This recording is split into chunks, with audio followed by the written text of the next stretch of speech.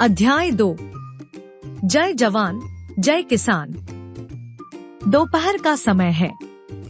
कड़ी धूप पड़ रही है। एक किसान पसीने से लथपथ कंधे पर हल रखे हुए खेत पर से आ रहा है। दूसरी ओर से फौजी वर्दी पहने एक सैनिक आता है। सैनिक किसान से, कौन हो तुम? ऐसे अकड़ते हुए चले आ रहे हो जैसे तुम ही इस धरती के राजा हो। किसान गर्व से सीना तानकर, हाँ, मैं इस धरती का राजा हूँ।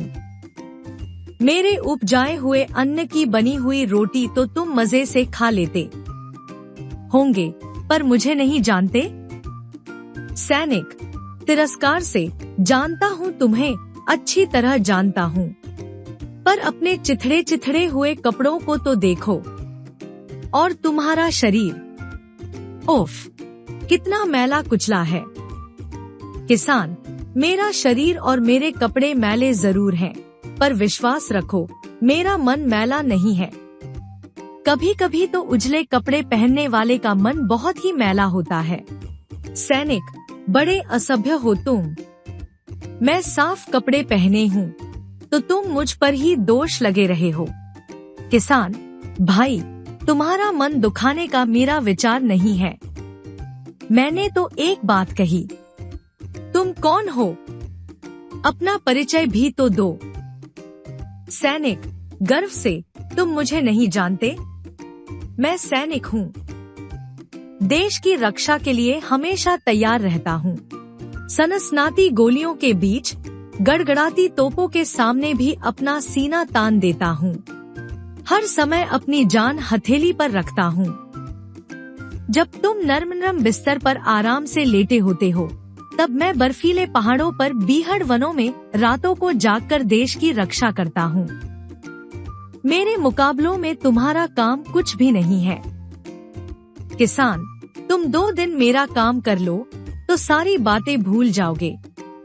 जेठ के महीने की चिलचिलाती धूप में जब चोटी का पसीना एड़ी तक आता है, मैं खेत में जी तोड़ मेहनत करता हूँ। शरीर में कंपा देने वाली कड़कड़ाती ठंड में रातों को जागकर खेतों पर रखवाली करता हूँ। तभी कहीं फसलें पैदा होती हैं। तुम सवेरे सवेरे गर्म गर्म चाय पीकर साहबी दिखाते हो। कभी सोचा है यह चीनी किसकी मेहनत से पैदा होती है? बिस्कुट, टोस्ट और डबल रोटी के लिए अन्न कौन उपजाता है? मैं रात दिन मेहनत करके फसलें न उगाऊं तो लोगों को 2 दिन में नानी याद आ जाएगी। सबसे दुख की बात तो यह है कि इतनी मेहनत करने के बाद भी मैं अधनंगा और अध भूखा रहता हूँ। मेरी झोंपड़ी के लिए फूस भी नहीं जुटता। सैनिक, मेरी जान तो हर समय जोखिम में रहती है। दुश्मन की एक ही गोली मेरे प्राण पखेरु उड़ा सकती है। मेरे इस साहस और त्याग का कोई क्या बदला चुका सकता है? मैं अपनी जान की बाजी लगा देता हूँ अपने देश के लिए। किसान नम्रता से, सचमुच सैनिक भाई, तुम महान हो। तुम्हारे त्याग और बलिदान का कोई मोल नहीं चुकाया जा सकता। मुझे दुख है कि मैंने नासमझी में तुम्हें कुछ कड़वी बातें कही। मुझे क्षमा कर दो भाई। सैनिक, किसान भाई, तुम्हारे परिश्रम की भी कोई बराबरी नहीं कर सकता। तुम मेहनत न करो तो यह दुनिया सचमुच भूखी मर जाए। अच्छे 30 मार खा लोगों को दिन में तारे नजर आ जाए। तुम्हारी दशा सुधारने के लिए शीघ्र प्रयत्न होना चाहिए। किसान, सैनिक भाई, मुझे तो सचमुच तुमसे महान कोई नहीं लगता। मेरा मन चाहता है तुम्हारी जय जयकार करूं, उच्च स्वर में, जय जवान। सैनिक, धन्यवाद किसान भाई। मेरे विचार में नारा होना चाहिए, जय किसान। तभी एक व्यक्ति वहां आता है। व्यक्ति, तुम दोनों महान हो। तुम्हारी प्रशंसा में नारा भी अवश्य लगना चाहिए, लेकिन तुम दोनों के नारे अधूरे हैं। पूरा नारा यह होगा, देश के गौरव, देश की शान, जय जवान जय किसान। शब्दार्थ, वर्ड मीनिंग। सैनिक, सेना का सिपाही, सोल्जर, गर्व, अभिमान, प्राइड। बीहड़, दुर्गम, उबड़ खाबड़, भूमि, रैगेड। जोखिम, खतरा, डेंजर।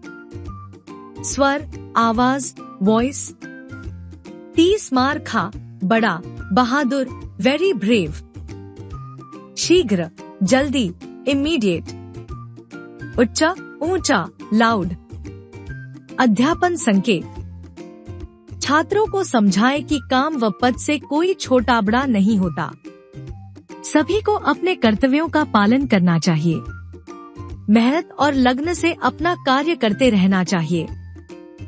अभ्यास कार्य का शुद्ध उच्चारण कीजिए। सैनिक, फौजी, वर्दी, मैला कुचला, असभ्य, बर्फीले, प्राण पखेरु, परिश्रम, प्रशंसा, 30 मार खा। ख, सोचिए तथा बताइए। एक सैनिक कौन कौन से कार्य करता है? नाम बताइए।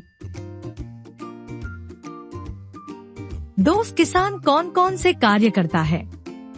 नाम बताइए।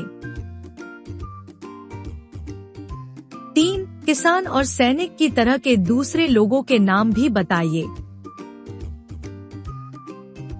का सही उत्तर पर टिक का निशान लगाइए। एक सैनिक देश को किनसे बचाता है? 1 मित्रों से, 2 शत्रुओं से, 3 तेज हवाओं से। 2 किसके बलिदान का मोल नहीं चुकाया जा सकता? 1 किसान के, 2 सैनिक के, 3 दोनों के। 3 व्यक्ति ने महान बताया। 1 सैनिक को डोट, 2 किसान को डोट, 3 दोनों को। ख उचित शब्दों को चुनकर रिक्त स्थानों की पूर्ति कीजिए। कपड़ों, जान, मैला, हल। एक किसान कंधे पर रखकर खेत पर से आ रहा था। 2 अपने चिथड़े चिथड़े हुए को देखो। 3 कभी कभी तो उजले कपड़े पहनने वाले का मन बहुत ही होता है। 4 मेरी तो हर समय जोखिम में रहती है। ग निम्नलिखित प्रश्नों के उत्तर दीजिए। एक सैनिक किसान की किस बात पर उसकी हंसी उड़ाता है? 2 सैनिक अपने कार्य की क्या क्या प्रशंसा करता है? 3 किसान अपने क्या क्या काम गिनाता है? 4 अंत में किसान और सैनिक क्या क्या नारे लगाते हैं? भाषा की बात। 1 कभी कभी हम कुछ शब्दों का गलत उच्चारण करते हैं, जिससे उन्हें लिखा भी गलत जाता है। हमें शब्दों की शुद्ध वर्तनी को जानना चाहिए। सही शब्द के सामने टिक का निशान लगाइए।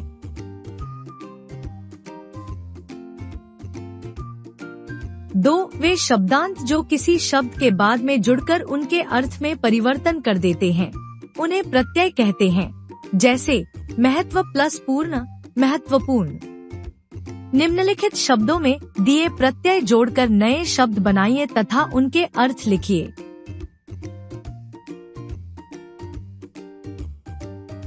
रचनात्मक कार्य। एक सैनिक और किसान की तरह बहुत से लोग भिन्न भिन्न प्रकार से हमारी सहायता करते हैं। ऐसे लोगों की सूची बनाइए तथा उनके बारे कक्षा में चर्चा कीजिए।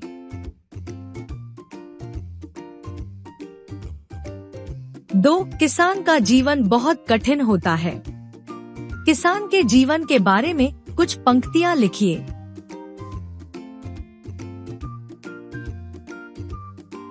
हर चीज सही जगह पर, केवल पढ़ने के लिए। ईशिका रो रही थी। स्कूल जाने का समय हो गया, पर उसे अपने जूते नहीं मिल रहे थे। उसे रोते हुए देखकर मम्मी रसोई का काम छोड़कर दौड़ी हुई आई और बोली, ईशिका, कल तुमने स्कूल से आकर जूते कहाँ उतारे थे, परंतु ईशिका को कुछ याद हो तो बताए। बहुत ढूंढने के बाद आखिर पारुल दीदी को ईशिका के जूते नजर आए। वे पलंग के नीचे एक कोने में पड़े थे। ईशिका ने जूते देखे तो उछल पड़ी। बोली, हाँ, कल स्कूल से आकर मैं यहीं बैठकर गणित का काम कर रही थी, तब जूते उतारे थे। मम्मी ने कहा, ईशिका, अगर तुम्हें यह बात पहले याद आ जाती तो इतनी परेशानी क्यों उठानी पड़ती। पापा बोले, स्कूल से आकर जूते रखने की एक जगह बना लो, बस वे फिर कभी खोएंगे ही नहीं। ईशिका सोचती है कि हाँ, मैं ऐसा ही करूँगी, पर रोज भूल जाती हूँ। लेकिन आज जूते न मिलते तो क्या होता। आज तो उसका हिंदी का पेपर था और आज ही यह मुसीबत। बिना बात कितना मूड खराब हुआ। ईशिका स्कूल जाते जाते सोच रही थी। स्कूल से घर आकर ईशिका ने अपने जूते ठीक उसी स्थान पर उतारे जहां मम्मी ने कहा था। जूते उतारने के बाद उसने जुराबें भी सही स्थान पर रखी। यही नहीं, बल्कि अपना बस्ता भी अलमारी में सही स्थान पर रखा। कपड़े उतारने के बाद तह करके रखे। मम्मी आश्चर्य से यह सब देख रही थी। अरे वाह, ईशिका तो आज बिल्कुल बदल गई है। ईशिका ने मम्मी को मुस्कुराते हुए देखा तो बोली, मम्मी, आज से मैं अपनी सारी चीजें ठीक जगह पर रखा करूँगी। मम्मी ने यह सुनकर उसे प्यार किया और बोली, हाँ ईशिका, अब तुम एक अच्छी लड़की बन गई हो। देखना, अब कभी तुम्हें परेशान नहीं होना पड़ेगा। अध्यापन संकेत। छात्रों से प्रश्न पूछें कि वे कौन कौन सी चीजें प्रतिदिन प्रयोग करते हैं तथा प्रयोग करने के बाद कहाँ रखते हैं। छात्रों को अपनी हर चीज सही स्थान पर रखने की सीख दें।